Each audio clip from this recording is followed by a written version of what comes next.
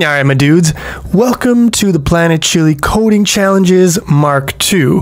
Those of you who have been around the channel for a while probably already know this, but I did some programming challenges about a year ago, and had some good times, had some bad times. It was fun, but now I am back and I've got a whole new system. I want to do algorithmic programming challenges on a regular basis, maybe 2 per month. And we got a whole system here. We're going to have a whole leaderboard. It's going to be fun times. You might be wondering, why are you doing this, Chili? Well, it's fun. It's good to practice your programming chops. But beyond that, it is also very practically useful in a professional sense. Because if you want to get into top companies like Google or Amazon or Bloomberg, a lot of the top tier hires, they're going to have coding interviews. They often have a weeding out stage where they just give everyone an online coding challenge and see who can actually pass it. And when you get the actual interview, you're often going to have a whiteboarding coding session where they give you an algorithmic problem and you have to code it out on the whiteboard without an IDE, without a text editor. So it's good to have these skills, and they're also useful in game programming. When you have to optimize things, the first place you look is optimizing your algorithm. So, the coding challenges are going to have 3 main elements, 3 main resources. There's going to be the announcement video. And in that video, basically I put that video out mainly just to let people know that the challenge exists, because most people know me through YouTube. And I'm also going to give a simple explanation of the challenge in that video. If you follow me on Twitter, you'll also see my tweet when I put the video out, so that's a little extra heads up.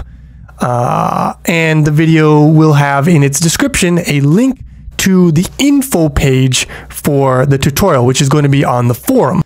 Now, the info page is going to look something like this. It is going to have a link to the announcement video. It's going to have a link to the challenge page, which I'll talk about in a second. And it's going to have a link to this guide video for people who don't know how the challenge system works. And here's where you'll get the main information. This is the main source of information about the challenge, because I might update it as people ask questions or other things arise. The announcement video will not be updated. But here you will have the formal definition of the problem, and you will have, the conditions for the challenge and general specifics of what you're allowed to do, what you're not allowed to do, how you should submit, so on and so forth in here. And then you can, post to this thread. This is on the forum. It's a thread. You can post to it if you have questions about the challenge, or you have comments, or you just want to talk about it. It's fine. You can post anything you want here. If you ask questions on the announcement video, I will not answer them because it's not a very convenient place to have that sort of discussion. I want it all central here. Ask your clarifying questions on the forum page, on the info page for the challenge. Now, the challenge page itself is going to look something like this. You've got the link to the challenge details, which is going to be a link to the forum page I just showed you. And you have the start time, the end time, how much time you have left. Here are the breakdown of the rewards you get, and you can download the starting code. That'll get you on your way, and you can submit your solution. And I'm going to be taking you through all those steps at the end of this video. But let's talk about the rewards.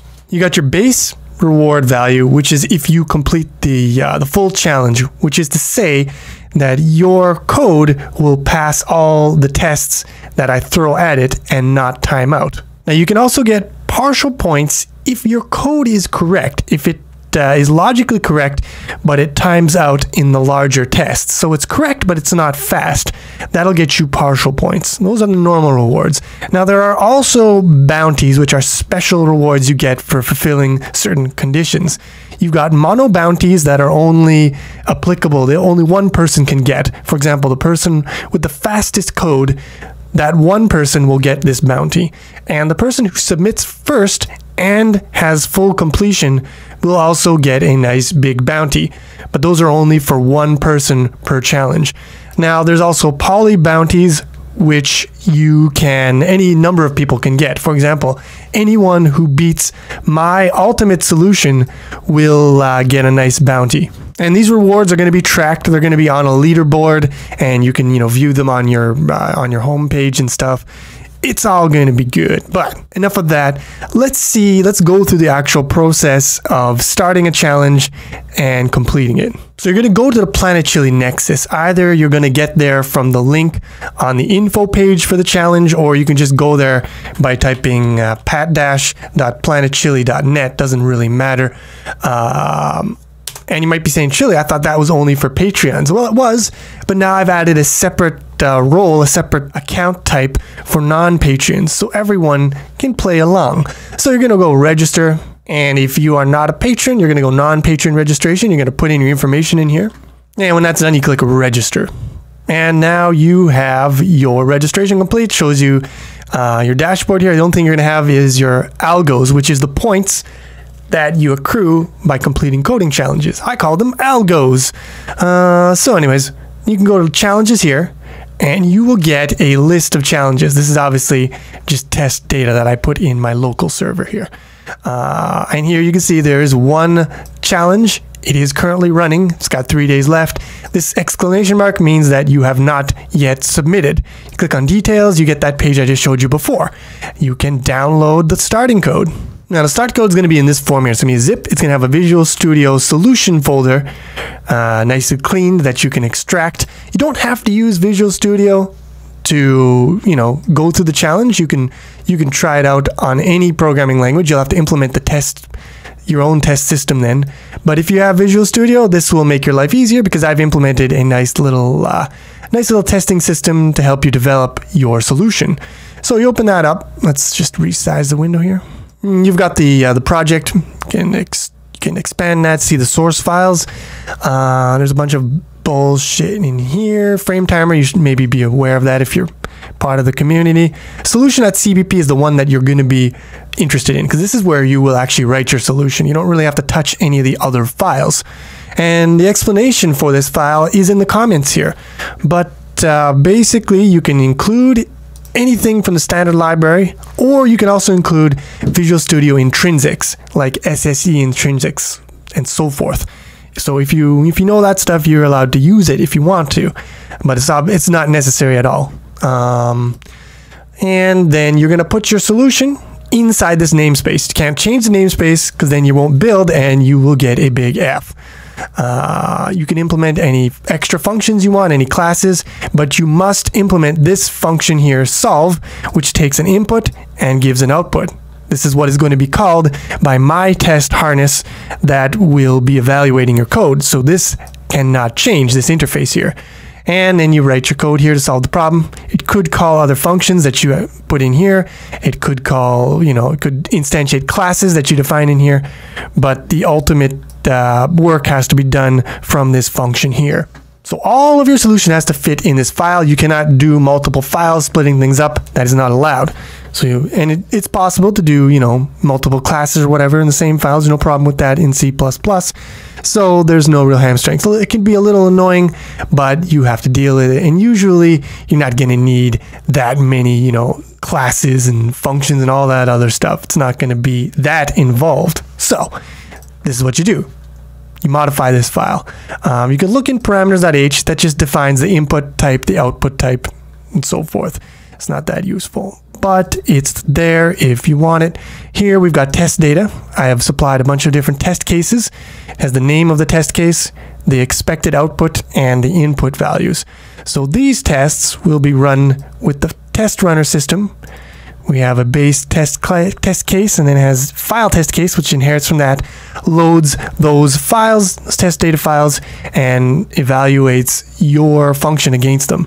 And in main.cpp, you can see here, what do we have? Oh, we have test runner, which just, runs the test cases. And in main.cpp, what do we have? We load all of those test case files, those datas, into test cases. And then we create a runner with those test cases. We output the results. It's very simple. So if we try to run this, yeah, we got to build it because we don't have anything. It was a cleaned solution. And here you're going to see you fail all the tests because none of the expected values was 69. And if you change that to 100, we passed the test. Sweet, 1/6 of the way there. So like I said, You don't have to have Microsoft Visual Studio to be able to compete, because you can just implement this file in a different IDE, writing your own test case code or just modifying this. This is mostly standard code, so it should work mostly on another system. You might have to modify some things like here. Here I use ConIO because I like KB hit. So you can do slight modifications and use this code, or you can just do whatever you want, create your own testing environment, as long as you implement this file, the solution.cpp, in this manner. You will be able to submit. Now, how do you submit? Well, let's open up our folder here. What you're going to do, it's very simple. You're going to take solution.cpp once you've completed it, and you are going to send to zipped folder. You're going to have solution.zip, and you're going to upload this zip file on the challenge page. It doesn't matter the name of the zip file, but the file inside must have the contents must be a single file, solution.cpp. Don't zip it up in a separate folder. Don't do anything else. It has to be just a single file in here, solution.cpp. If you fuck that up, your submission will not build and you will fail. So you've got your solution.zip. You're ready to go. What do? Well, you go onto the test challenge page here and you go submit. So you're going to click, it says here status not submitted. Let's browse, find our solution.zip, open that, and we will submit. There you go. Submitted solution code. And now your status is submitted and you are good to go. You can submit as many times as you like. You can submit again if you want, if you had an idea or you figured you remembered something. You can resubmit, but your submission time will be the time that you last submitted. So for determining who was the first to complete, if you submit later, your time will be reset to that later time. Just something to keep in mind. And that's it. You have completed the challenge. Now, after the time runs out, after everyone's submitted, and the challenge has ended, sometime after that, I will export all of the submissions, run them through my automated testing system, get the results, upload those results into the challenge system here, and the results will be available. Then I will create an announcement video where I will announce the results, and I will also give a solution on how to beat the challenge. Now, there's a couple things that I want you to know. You have to understand here. The solution video will not be a tutorial. It'll be a solution video. So I will show you the solution. I will explain it, but I will not tutorialize it. So don't expect me to explain every detail about the solution and then every detail about that detail so that anyone can understand it. That's not the goal. I will explain the solution, but I will not tutorialize it. Now, in the solution video, I'm going to show you a fast and elegant solution in C++. But for many of these challenges, I am going to implement an ultimate solution that will include many complex optimizations. And that solution, the complicated one, I will not be presenting that in the solution video. You will have the code when the challenge finishes and the results are in. You will be able to download my solutions from here. So my ultimate solution and any supplementary solutions will be able to be downloaded on this page here. So you'll have the access to the code for my ultimate solution, but I'm not going to explain it. It'll be too complicated for that video. What I might do, what I'm thinking of doing, is maybe I'll try this out for the first challenge. I'm going to create a Patreon exclusive video where I go over my ultimate solution in detail. So I'll take the time to do that as a bonus for the patrons who support. But for general, I was just going to show you the cleanest solution that also has a fast algorithm and solve the problem. So there you have it. That is the steps cradle to grave on how to do a coding challenge on Planet Chili. For the nitty-gritty details of the challenges, the conditions and everything, again, check the information page here. And happy coding, ladies and gentlemen.